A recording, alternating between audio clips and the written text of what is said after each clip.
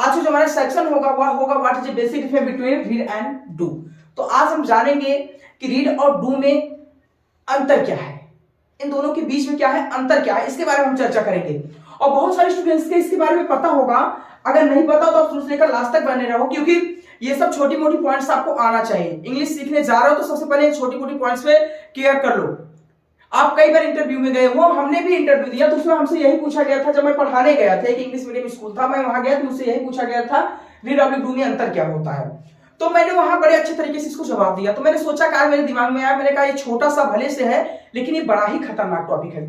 तो समझो, हमने कहा जो रीड होता है, क्या करते हैं, रीड।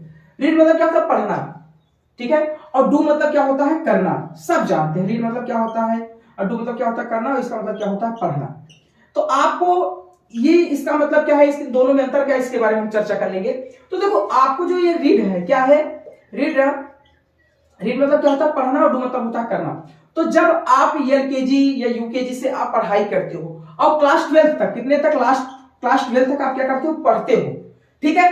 तो उनको बताने के लिए आप किसका प्रयोग करोगे, रीड। और उसी रीड में क्या लगा दोगे, आईएनटी, क्योंकि आप कार्य जारी। जैसे हमने कहा मैं कक्षा 10 में पढ़ रहा हूं, तो आप कह सकते हो I am reading class 10th।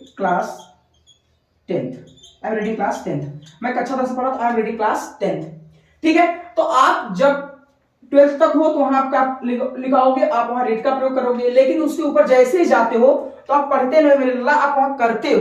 जैसे बहुत सारे बच्चे होते हैं, बीए करते हैं, बीएससी करते हैं, बीएड करते हैं, पीएचडी करते हैं। तो आप अनेक प्रकार की, जैसे मैंने कहा मैं बीएससी कर रहा हूं, ठीक है, सॉरी, जैसे मैंने कहा मैं बीएससी कर, आप कर सकते हो आई एम डूइंग, ठीक है, बीएससी। क्या होता है, आई एम डूइंग बीएससी।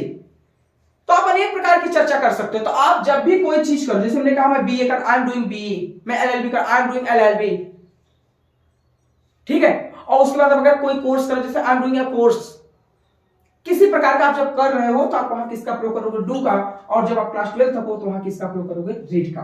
तो आई थिंक, मुझे उम्मीद है कि आप सब लोगों को समझ में आ ही गया होगा। तो ऐसी वीडियो पाने के लिए आप मेरे साथ जुड़ जाए।